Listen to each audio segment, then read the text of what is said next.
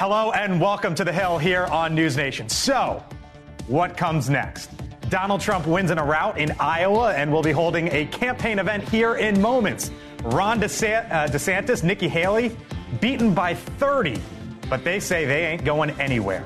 New Hampshire now has its moment in the spotlight, but is this all merely one more curtain call for Trump? Or did last night open up even more questions? Thanks for being with us here on The Hill. I'm Blake Berman, joined today by Chris Stirewalt, News Nation political editor and senior fellow at the American Enterprise Institute, Mick Mulvaney, former Trump White House chief of staff and News Nation contributor. Here in studio, Sean Spicer, former Trump White House press secretary and host of the Sean Spicer Show podcast. Ashley Davis is a former George W. Bush White House official. Michael Starr Hopkins, Democratic strategist, and Johanna Mosca, former Obama campaign official and News Nation contributor. The Hill on News Nation starts right now.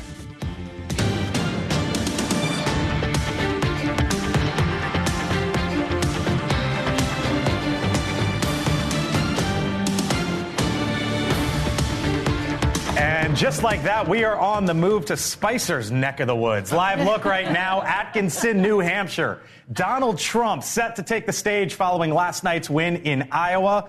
As the focus, you can see it there, now shifts to the Granite State and the country's first in the nation primary. After all the buildup, all the storylines, and finally, all the votes, we start tonight with these two numbers and one question.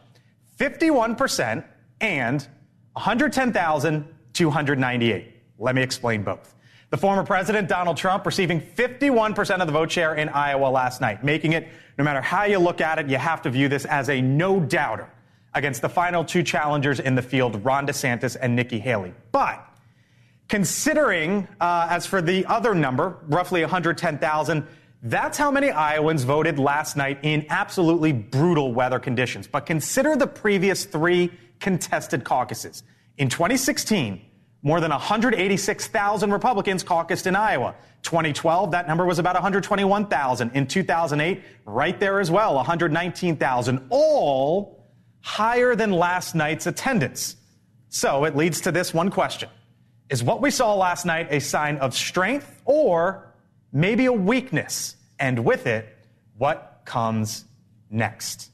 Hello to you all. There is a lot to chew on. I was thinking, those two numbers maybe set the scene, or at least set the stage for sort of where to jump off here.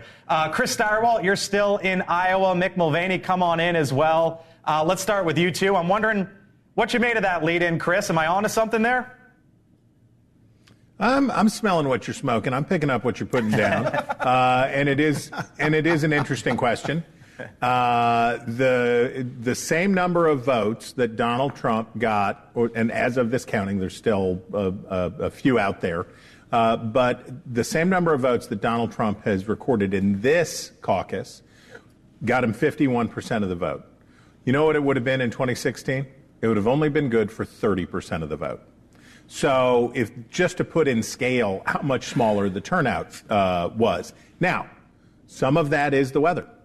Some of that is the ill-conceived idea of holding this on Martin Luther King Day, the third day of a three-day weekend. There's a lot of external reasons, but there's also this.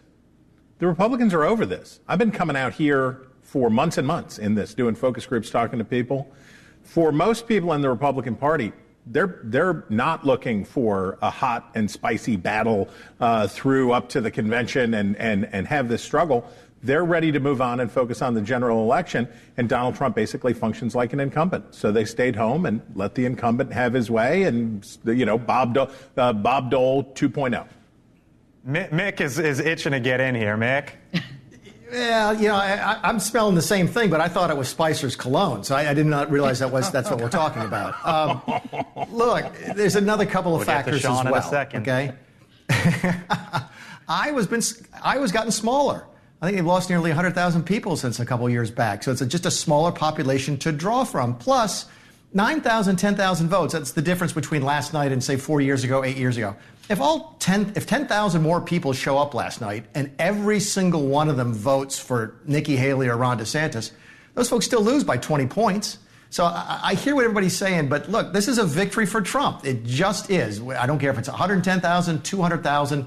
There's all sorts of factors that contribute to those numbers. Nobody cares about the turnout last night. If we cared about the number of people that showed up in Iowa, we wouldn't start in Iowa. You'd start in a much bigger state. So I hear all the discussion. It's a win for Trump. We can talk about what it means to the other folks down the ballot. Oh, we're going to. Sean?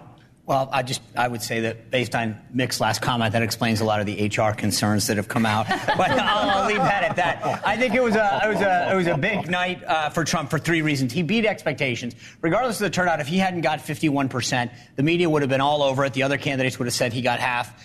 Less. He still beat. The highest turnout was 41%. He exceeded that. 12.8% was the largest margin of victory. He blew that away. It was a big night. Also, Vivek dropping out and endorsing him. Trump saw him eating into some of that lead. Every single person who's voting for Vivek Ramaswamy is a Trump voter. And now, how much he picks up? I at least think that's where the field goal going forward, at least 3-4 points going into New Hampshire at least. And then lastly, Ron DeSantis getting second place keeps us a multi-candidate race. That's crucial for Trump. He doesn't want to go one-on-one with Nikki Haley. He doesn't want to have to answer those questions. Keeping it multi-candidate gives Trump right now his Real Clear Politics average in New Hampshire is 43.5. Nikki's at 29. He's got a 14-point lead. If you give him a few extra points and he gets to 50% there, DeSantis takes 10-15. He keeps moving forward, and there's no oxygen for anyone. I still maintain he doesn't get. No one else gets to Super Tuesday. So you are part of Nikki Haley's orbit. Would you tell Ashley that Nikki Haley's done at this point, or no? We talked about it earlier. Yeah, I mean, look, I don't think she has money to go on, but here's the problem. Her home state, which she really wants to go to, she is down 30.2% to Trump. Right. I mean, that's what she wants to get to. Right, is to a point where she gets blown out in the state that she was governor. I'm not twice. ready to underestimate Nikki yet. I mean, I think first of all, I do want to say, can we talk about Chris's bow tie? It's very cute. I was going to bring that up in a minute. HR. I can dress down. The way that Mick violated HR policy, that was going to be his call. Tell me about Nikki. I think the biggest thing that happened over the weekend was the poll that's saying that she was up, raising 4 points in that poll and then beating DeSantis by 2 or whatever it was. So it raised expectations. She's been in third place pretty much all along, but she has this recent surge. New Hampshire's always been her state. I think the messaging out of today with her not willing to acknowledge that DeSantis is pretty much in the race anymore and that she's running against Donald Trump and nobody else is an interesting dynamic. She's not going to be debating him anymore, as she said today, and I don't think the president's going to ever debate her. But she's making this a two-person race, and there's polls. I know that's real clear politics, but there's another poll out today that they're tied 40-40. I mean, there's polls all over the place. So Democrat people, though. I'm sorry. This whole there's a reason that Americans distrust their media. 56,000 people came out in support of Trump. This is supposedly this overwhelming enthusiasm of people who I know how to put on, the chains on their tires if they need to get to a polling site. 56,000 people was all he got out last night. So you're saying there's lack of enthusiasm for Trump? It should be absolutely concerning. This is as the stories are coming out that the RNC is struggling with money, that, you're seeing that young people, it was like the percentage of young people who turned up for the Republicans was at a low. This should be major flag. You should come to the Republican Party. Yeah, I was like, thank you. Ashley and I take it. Here's what I'll say. Appreciate your concern. 2,000 people are the difference of Nikki Haley between DeSantis and now everybody's writing her off like she has no chance. I just don't understand it. Let me just say, the real winner last night was Democrats. The longer Republicans that's what you back, mean. You should have called me each other, the longer Democrats get to sit back and plan ads, get to have tape of Republicans criticizing each other and use it towards the general election. What Democrats are going to have a hard time on is when Republicans actually hone in, have one candidate, and aren't fighting within the party, but are fighting towards Democrats. And look, I would normally agree with Michael on that. But the difference is with Trump and Biden, if they're the ultimate nominees, everyone knows everything about the two of them, right? There's nothing new that's going to come and say, hey, here's the Chris Christie ad saying But for down ballot Democrats, that's really where this race. So, okay. We started. Same with our side. So we started off with the two numbers. Here was something I saw today. And I'll leave you with this thought. It is the return on their Iowa investment. Basically, if you took the money that was spent and you compare that to the percentages that each of these candidates got. Let me show you how that breaks down real quick. Donald Trump spent $352,000 on average per every percentage point. Nikki Haley and Ron DeSantis were at 1.5 and 1.87 million. God, that sickens me. Does it sicken you? I don't know, but I mean, I see essentially there, you could argue, efficiency for Donald Trump. Just another to consider. Donald Trump's been defined for how many years now? The other candidates too are trying to define themselves. But that doesn't bother me. It doesn't bother you at all. It bothers me that we could solve world hunger with how much money we spend on politics. All right. Yes. So now to the other side of the aisle. President Biden has a predicament of his own making right now in New Hampshire. The president actually not listed on next week's Democratic primary ballot. That, if you're wondering why, is because he wanted South Carolina to host the Democrats' first sanctioned primary. Remember, South Carolina is basically the state that launched his campaign last go-around. So the president is refusing to have his name listed in New Hampshire. Supporters are afraid of a symbolic loss and are mounting a write-in campaign. So, Chris, Mick, come on back. Because the president is not going to be on the ballot there in New Hampshire next week. I was reading Jim Messina, Obama world, basically making the point, Lisa Murkowski, the senator in Alaska, in 2010, she got 39% in a write-in campaign there. And I said, wait a minute, is he comparing the president of the United States to a sitting United States senator? Anyways, that brings up other questions about Biden. But look at this new poll from the Atlanta Journal-Constitution. State of Georgia, going to be a key state. Donald Trump, 45, Joe Biden, 37. We asked the question about strengths and weaknesses right off the top. How would you apply that right now to Joe Biden as he's sitting here today, Chris? If Joe Biden was as strong as Lisa Murkowski is in Alaska, he wouldn't have any trouble getting reelected this year. But he's not. He certainly is not. And the trap game of New Hampshire, and we remember this from one of Joe Biden's predecessors, Lyndon Johnson, who wasn't on the ballot in New Hampshire either. I will not bore you with all of the details, but it basically came down to this. In a symbolic loss, he didn't even really lose, but his challenger got a big enough percentage that it scared Lyndon Johnson out of the race. And after the New Hampshire primary in 1968, Lyndon Johnson stunned the world and dropped out of the contest. Now, I don't think Dean Phillips is going to do that, right? I don't think discount liquor heir Dean Phillips is on his way to excellence and reshaping the Democratic Party. But I do think that the risks for a real embarrassment for Biden in New Hampshire are real, and they better have a good organization on the ground to get a ton of write-ins so that you can turn this risk into a positive so they can say, he wasn't even on the ballot and he won. Right. Mick, real quick. Yeah, real quick. I'll leave it to Johanna and Michael to talk about the Democrats. That Georgia number fascinates me because that's a state I've watched very closely. I've talked to the Republicans down there, Republican members of the Congress. They've told me from the very beginning they thought Trump would struggle in Georgia because of the way he treated Governor Brian Kemp during Brian Kemp's reelection. They told me 6 months ago they didn't think there was a way possible for Trump to win Georgia because of the animosity of Georgia Republicans over that race. So to see that number coming out of Georgia tells me that maybe things have changed there, or maybe Joe Biden is just that unpopular in Georgia. It's interesting. And Mick, I was going to bring up, because Chris brought up the liquor money. Dean Phillips, it's schnapps money, to be specific, and then some vodka money, and Dear Abby lineage. He's very interesting, but nobody on the Democratic side knows who he is or claim him as a Democrat because they don't know who he is until, I guess, New Hampshire, and then they'll be like, who's Dean Phillips? I think what Dean is saying is there should have been a robust primary. We should have had a robust primary. It would benefit us. The DNC's not allowing that.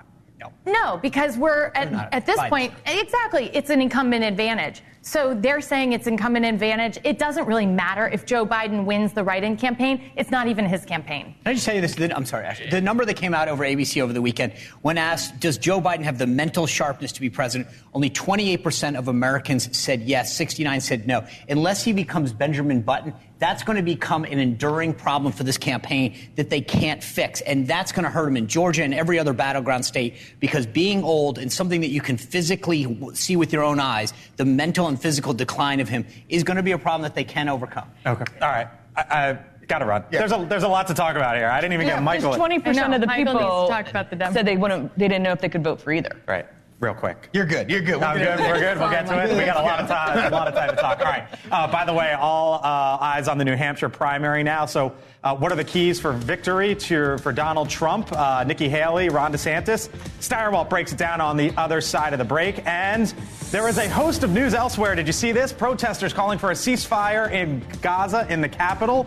Today, days after protesters who shook the gates of the White House over the weekend. So do you take issue with that? And little to no action at all. Why do you think that is? Other side of the break when we return.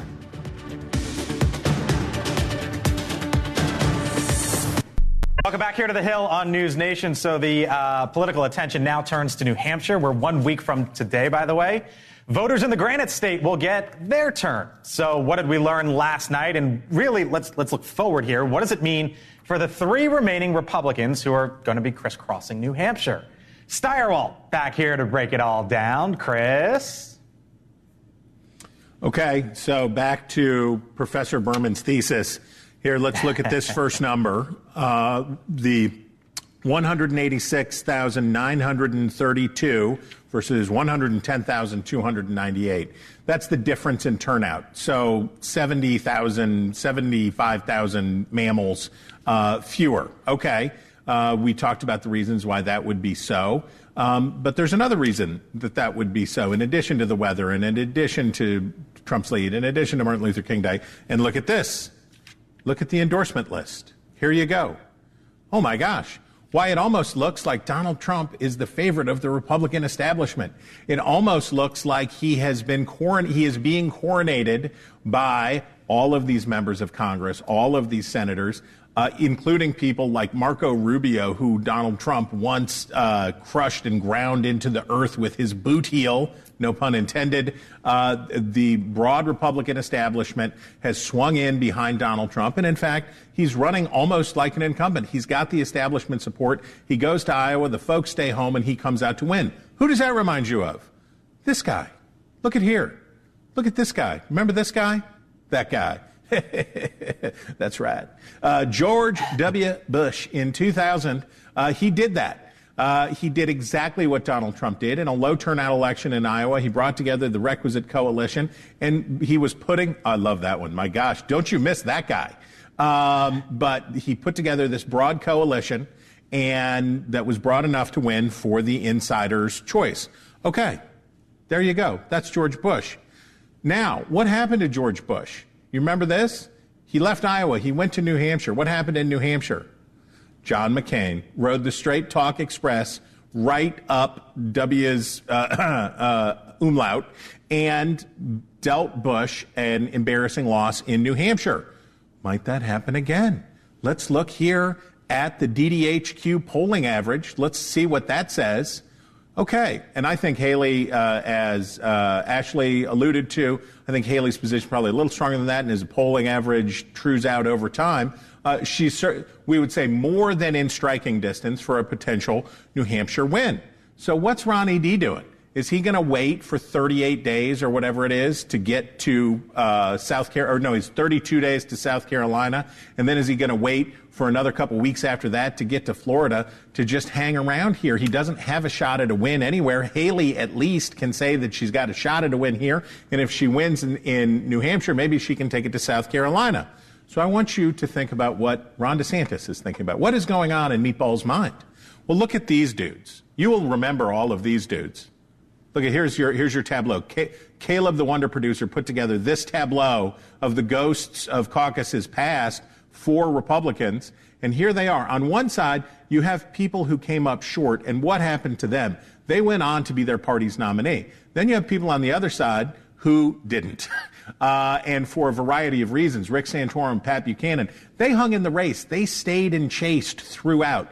It wasn't going to get them a win, but it did shape the party. It did raise the profile of certain factions. It did do those things. Here's your takeaway. Ron DeSantis has a choice to make about whether he thinks he can bitter end this sucker and keep Nikki Haley from getting into second place and try to enhance his own chances for 2028, which would be the calculated thing to do. Will he do that, or will he get out of the way and let Haley have a little open field running? My money's on self-interest in politics. That's my bet, is that Ron DeSantis would rather finish second than her. But we will find out in another cold state soon. Steyerwalt breaks it down. Chris, thank you. With that as sort of the backdrop, I just want to go around real quick. And Mick, maybe let's start with you remotely. How long do you think Ron DeSantis sticks around for? I think he's trying to find a way to get to Florida, get to Super Tuesday. Keep in mind, Steyerwalt's right. He's still going to be governor after this, so he's got a way to stay relevant. Nikki Haley does not, so she has to stay in it longer than DeSantis does. How long do you think he stays around for? He'd be smart to save his political capital and get out. I don't know that he's proven smart. Michael? I think he gets out before South Carolina. Okay. Yeah, I do too. I have the gut feeling that if he does really bad in New Hampshire, that he gets out. And just from money, and Sean and I were talking about this before, and he may have more money than we think from a super PAC perspective, but, he's burnt through a lot of cash. I'll just say this. I don't think he has much political capital left nationally or in Florida. I think it's 2028. He's burned already. Super Tuesday is March 5th. 874 delegates at stake. Florida is the 19th of March, where that's 125 delegates. There's no way he makes it to Florida. I say he's out before Super Tuesday. Chris Steyerwalt, safe travels, my man. Thank you, sir. We'll see you back here soon. Thanks, Chris. See you soon, my friend. Yep. A programming note, by the way, starting on Monday, Elizabeth Vargas Reports moves to an earlier time, this time, 5 o'clock Eastern, here on News Nation. Then stay tuned afterwards as we move to 6 o'clock. The Hill on News Nation, 6 Eastern, 5 Central. It all starts Monday right here on News Nation. So we'll see you at 6 starting on Monday. Coming up, by the way, have you seen what's gone on in the state of Texas? It really is the feds versus the state down at the border. The governor has kind of taken over there, so what is the next move? I'll speak with a Republican congresswoman. She represents one of the biggest borders down there in Texas. That is on the other side of the break when The Hill returns.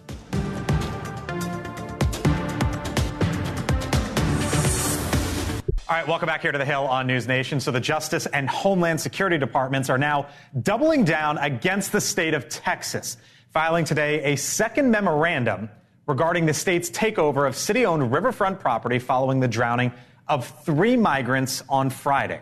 Now, that filing says, quote, at approximately 9 in the evening, Mexican officials advised Border Patrol of 2 migrants in distress on the U.S. side of the river. Mexican officials also informed Border Patrol agents that 3 migrants, 1 woman and 2 children, had drowned at approximately 8 o'clock in the same area. There's a back and forth going on now as to who is responsible for the deaths of those 3 people. Joining us now is the Republican Congresswoman from the state of Texas, Monica De La Cruz. She is also from Brownsville, a city located, as you might know, on the border. I believe the furthest southeast you could go there, at least the congressional district. Congresswoman, thank you for being back here on the Hill. Appreciate the time. So Greg Abbott basically telling the feds to step aside, saying, we got this. Right move? Well, what he's telling the feds is he's telling them, do your job. And if you're not going to do it, I am. And Governor Abbott is doing exactly what he was elected to do, to protect our citizens of Texas, to protect our border. And he's using the means available to do so. I hope it sends a clear message to the Biden administration that they need to do their job and to put border security policies that work, like the Remain in Mexico policy and ending the catch and release policy. So this is the governor saying, look, our officers, our officials, this is our area. They're the ones that are going to be handling this. When, Congresswoman, then, does this become Greg Abbott's responsibility? Because I just heard you talk about the Biden administration. At some point, if you shove the feds aside, aren't the results for better or worse on him at some point in time? Well, it's unfortunate that the Biden administration has failed border communities like mine, failed Texans, and quite truly failed all Americans.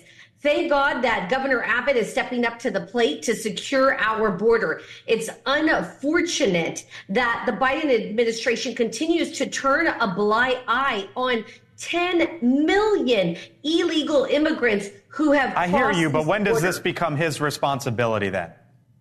Well, Governor Abbott is taking the bull by the horns, as they say it in Texas, and securing the border. That's why he has sent the National Guard, Texas DPS to the border to help Border Patrol and others secure our border.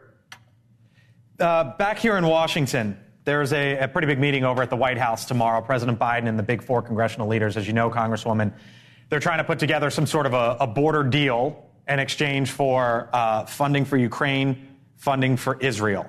What would you be willing to support on the Ukraine front, as there are some in your party who want to cut off funding? What are you willing to support on the Ukraine front in order to get what you want down at the southern border? Look, border security has been what I've talked to Speaker Johnson about and others. We must secure our border. We are in a very slim majority. 2 votes now to our House majority. We don't have the White House and we don't have the Senate. I believe that Speaker Johnson is a great leader and has the negotiating power to use the tools available to him to get us the border security that we need. And we need it now. I look forward to hearing in conference what Speaker Johnson is actually going to come up with. Congresswoman De La Cruz, we got to leave it there. We hope you come on back. Thanks for joining us live from Brownsville in Texas, I believe. Thanks, Congresswoman. What'd you hear from her, and what would you say to her? Look, I think Democrats and Republicans have to come together on this. For Democrats, this is an albatross around their neck heading into 2024. And for Republicans, this isn't a scenario that's really going to help them in the long run either. I know it's something they can fundraise off of now, but the second something happens, someone crosses the border and there's some sort of terrorist attack, the second that we see increases in things, it's going to hurt Republicans too. Why would it hurt Republicans? But that's the problem. That's the problem, Sean, in saying why would it hurt Republicans. Just so you know, Michael said it. I'm asking. but no, it's a failed, like when you're saying, when Abbott's saying, I'm taking over. Yes. And I'm not letting the feds in. Michael's saying, well, and when somebody comes in through that portion and you're not coordinated with the federal agencies. The feds won't let Texas do its job. At the end of the day, this administration has utterly failed to protect this country. And you go, well, if something happens, Greg Abbott at least is stepping up to the plate and willing to do something about the problem that is. Who's got the majority in the House? The Republicans. And the Senate has said and they passed H.R. 2. And they're trying to put together legislation in the Senate that they can pass. Do you realize what the Senate that's controlled by Democrats and this administration want is more money to process more people in? What Republicans stand for is border security, keeping people, terrorists, fentanyl out of this country. It is the law that we have to process people. This is two separate approaches. I'm all for this. No, I'm all for it because, as I said yesterday, what scares me the most is the amount of people that are coming across this border that are terrorists. Yes. Exactly what happened in 2000, and it's going to happen again, and we're going to have a terrorist attack. Hey, Mick, go for it. No, I don't want to jump. But Mick, I wanted to get your thoughts. What you're listening to now and what you just heard from the Congresswoman, is that probably why, I don't know probably why, but why I'm pessimistic as to, some sort of major big deal compromise coming forward? Well, I mean, is Washington sort of the place where big compromises get done right now? You can see both sides of it, right? Which is that you'd like to think everybody wants to come together and fix the problem, but certainly there are going to be Republicans, just as there are Democrats on other issues, who don't really want to fix it because they can use it politically. I get that. By the way, the Republicans are not the only people who do that. It's one of the reasons that Washington can't function right now. Look, I just wish there'd be more. The 3 people died, and that is a terrible, heart-wrenching thing, and I'm glad it's getting some attention. But where's the conversation about the hundreds, if not thousands, of people who are dying on the way there through the Mexican desert, the women who are getting raped, the children who are getting killed? Where's that conversation? Who's responsible for that? Where's the White House on that? It seems like everybody's been out of shape about these 3 people, and I get it. But there's a larger issue. This is a humanitarian crisis before they even get to the border, and no one seems to want to talk about that.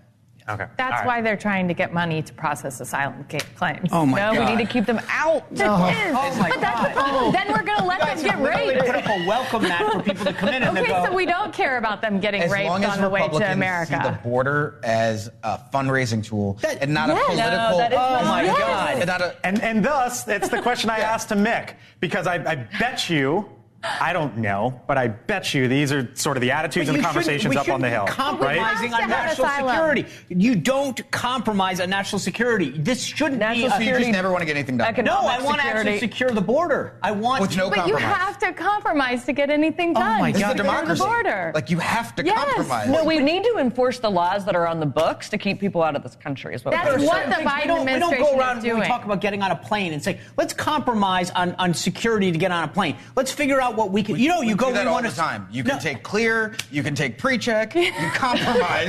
No, we're going to be talking about this for quite some time. But can I have another bet though? Is Governor Abbott, if there's a Republican president, that he'll be like DHS nominee for good bets? However, he'll never get through the Senate. I don't think. That's a hot take. Close, all right, I would put him at 2028 running for president more than I would put him serving in somebody's. But I think you're right. I mean, all right, want to show the folks at home something that happened up here in Washington, by the way.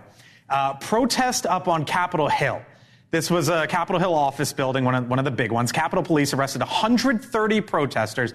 They are calling for a ceasefire in the ongoing Israel-Hamas war. Now, it also comes after a massive pro-Palestinian protest in Washington, D.C. over the weekend. And you see this video? We've highlighted it there. Protesters were rocking some of the gates. This was in front of the White House, shaking back and forth some of the gates. Mick, former White House Chief of Staff. Acting. Mick, former White House Chief of Staff. I don't know that they actually read him into everything. Yeah, I think they did. Here's the question I want to ask you, Mick. If they were wearing red MAGA hats, what would have happened? It'd be in a lot more news coverage than it is right now. I mean, thanks for bringing it up. Look, those people are lucky they didn't get shot. They really, really are. Sean and I have been there. We know what's happening. All the folks who were there, you're getting these orange alerts, these red alerts, all these heads up on what's going around the building. So every now and then some nut job will cross over the fence, and it's a big deal. If you've got a mob out there trying to actually break the fence down, that's not that far removed from actually shooting people. So they're lucky. It's a very foolish thing for them to do. It's to a credit to the White House to show some restraint and so forth and not go out there and start arresting them by the dozens. But that's a really, really bad idea. And I'm not sure it helps move their cause in the right direction. Okay. All right. Coming up, still to come here from the Hill. Did you see this earlier today? The CEO of J.P. Morgan Chase, biggest bank here in the U.S., biggest banker, Jamie Dimon. And the back of the head there, that is Vladimir Zelensky. What do you make of that image and that scene happening in Davos today? Thoughts from the panel on that. And by the way, check out our weekly newsletter, Decision Desk 24, our campaign view. You can subscribe with the QR code on your screen. Get a slice of our show into your inbox.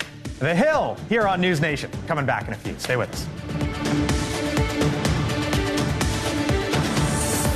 So now to the latest accusations against Dr. Anthony Fauci and new comments from the senator from Kentucky, Rand Paul. Paul is saying during an interview that Fauci should go to prison for being dishonest about the COVID-19 pandemic. The problem with Anthony Fauci also is he has a different answer in public than he has in private. In private, he admitted that the virus looked manipulated, and he also admitted that they were doing gain-of-function research in that lab. In public, he still denies it. He still denies that there was any U.S. funding of the gain-of-function lab in Wuhan, but he just hasn't been honest. So for his dishonesty, frankly, he should go to prison. You two were shaking your head and exasperated. Yeah, 2008, President Bush gave him the Presidential Medal of Freedom because he had helped solve for AIDS in Africa. And here we are all turning against him because of a pandemic that was politicized, and it is disgusting. Rand Paul also is just a troll. Like he has some personal vendetta with Fauci that we don't know about. I don't know. Maybe Fauci's the other neighbor that wants to beat him up.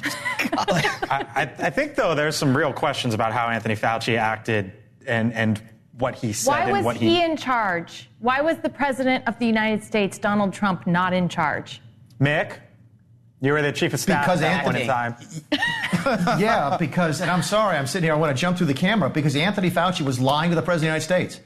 Period. End of story. I was running the coronavirus task force before Mike Pence took over, and Tony Fauci lied to the President of the United States, told me to go on television and tell people not to wear masks. I did that, okay? Later on, he said it was to protect a shortage of supply in the masks. He never told me that. He never told the President of the United States that. He never told the President of the United States that it's not the typical response to shut down an economy. That's not the typical response, by the way. The typical response is to identify the most at-risk populations and isolate them so they're safe so the rest of the economy could go on. He didn't tell the President that either. He lied to the President of the United States. Where I disagree with Rand is this. I'm not sure that's against the law. I'm not sure it's a felony. I'm not sure it's a crime to do that. If there's any justice in the world, Tony Fauci will be cast to the ash heap of history for leading to some of the worst mistakes that the United States federal government has ever made. But I'm not sure that by itself gets you in jail. No, but he also has a really hard time with what he did with anthrax as well, which no one brings up anymore. And he was in charge when we had our anthrax scare. I just have a question for you guys who were there while it was going on. Do you really believe he lied, or do you... I think Mick just laid it out. Yeah, I mean, like, we didn't know. Can I just say this? Beyond what Mick said, last week in front of the coronavirus task force, he said that it is not likely based on scientific data, this notion of a 6 feet separation. Years later, we find, I mean, hey, I'm making it up, trust the science. But there was no science. It was a novel virus. That's lying. It was a novel virus. So, like, do you think so he was... don't lie. Was he lying or was he basing it on what information he just said? Mick, come not on. likely based on scientific data. Mick, what would you say? I absolutely believe that Tony Fauci believed that he knew better the President of the United States and that he was more prepared to make the decisions. Instead of giving the President the best available information and letting the President decide, he decided. And that's where I think he failed. And he failed the nation. Are you okay with doing so. To the Democrat, are you still okay with probing and getting answers? Yeah, absolutely. I'm all about I think it's necessary, but like this, I just don't understand why the President of the United States doesn't take any responsibility for not investigating in China. He was the president. He could have poked and prodded. They would have asked President Obama to do that, and we did, stop Ebola. So I just go back to this, it's always Dr. Fauci's fault. It was probably an administration issue overseeing a novel coronavirus. The Democrats were blaming Tony Fauci. Mick, there's probably some folks at home who are saying, you know what? Anthony Fauci wasn't the president of the United States. Donald Trump was the president of the United States. It doesn't blame.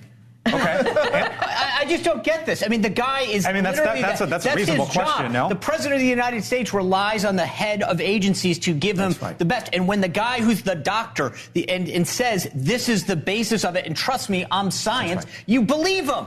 If Joe Biden said that on immigration, would it be enough? Comes to him and says, Mr. President, the intelligence says this, we need to act. You're going to trust the guys that are the experts. Fauci did not base what he decided or what he advised the president in scientific data. That's a fact. He admitted it under oath in front of Congress last week. But no one can be an expert on a novel virus. It's a new thing. Then so say it. Of course, we're going to say I don't know. We're going to Monday quarterback the day after. Mick, last word.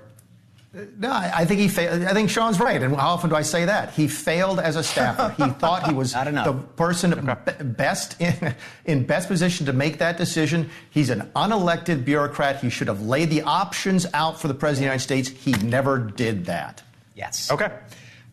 We'll leave it there. And I would say to the audience at home, I would point out, Mick was in the middle of all this. You heard what Mick had to say. But also for as animated and as passionate as Mick feels about this, again, you feel that it doesn't rise to the level of what Rand Paul is suggesting.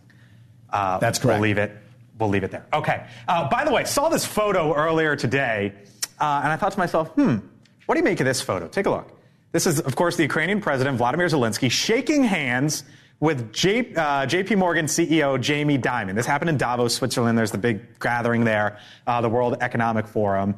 And if they say a picture is worth 1,000 words, I'm wondering, give me 20 or 30 words on that picture. So I have always thought that Davos is out of touch with middle I've been America, there, I can tell you that. But it was President Trump who actually went to Davos, and I thought it was an interesting decision. Look, Zelensky is desperate. He is trying to get support for a war that he is waging against Putin, who is super powerful and manipulating in a massive chess game. So he needs people who are influential, like Jamie Dimon, on his side. He's going to go. I still don't understand why you guys, unless Jamie Dimon's stroking a check, he doesn't need that. What do you see in that picture? Well, no, it wasn't just Jamie either. It was he was meeting Steve with Schwarzman was there. That's Ray Dalio in the background, hedge fund. But I do agree with Sean, though. Obviously, he's hoping that they're going to write a check for money, but I don't know how he does that, and not to the amount that they need. Mick? Every Fortune 100 CEO thinks he or she would make a great president, and they wouldn't. That's what I was going to say. President. Jamie Dimon, 2028. Do you think that's what? He's running? Okay. All right. Mick, we got to leave it there with you. Hope your flight is on time and you make it out tomorrow, and we'll see you here in person. Mick Mulvaney, thanks so much. Catch you tomorrow. All right, coming up, speaking of flights, a judge blocks the merger of two major airlines. And did you see what the stock of Spirit did today? My goodness. Final thoughts when we come back. The New Hampshire presidential primaries. News Nation Decision Desk 24 has you covered. Leland Vittert, Elizabeth Vargas, Chris Cuomo, Dan Abrams, and the best political team on TV. News Nation, Tuesday, January 23rd, 7 Eastern. Before we say goodbye, here are a couple stories that caught our eye. With the nation's capital getting 3 to 5 inches of snow overnight, the D.C. Snowball Fight Association hosted an event on the National Mall called the Battle of Snoppenheimer. The morning's event is the 16th snowball fight for the organization since 2010. There it is. And before we go, looks like you might potentially maybe have a delay in your travel plans. A federal judge today blocked the $3.8 billion deal between JetBlue and Spirit Airlines, arguing a negative impact on consumers and a reduction in competition. The decision is a win for the Biden administration, which has actively opposed deals it believed that can harm competition like this. Spirit shares down 50% today on the news. Yeah, I don't really understand this one. If you look at the airline industry, we've got the big three, and then you've got these little airlines that are trying to combine to compete. And so, to block the little ones from being able to compete with the big ones seems like a weird way to fight the Biden administration has Biden administration has continually said they're going to stop these mergers. Yeah. This is one I don't get. I don't get this one. Real quick, I want to go back to the snowball fight. I think that snowball fight was as lame as we respond to snow. We get 1 inch, the federal government shuts down, and that snowball fight was pretty. That was indicative of how bad we handle snow. We can't even have a snowball fight. Can I tell you how much I'm looking forward to going home to L.A. on my Alaska Airlines flight? I'll leave it there.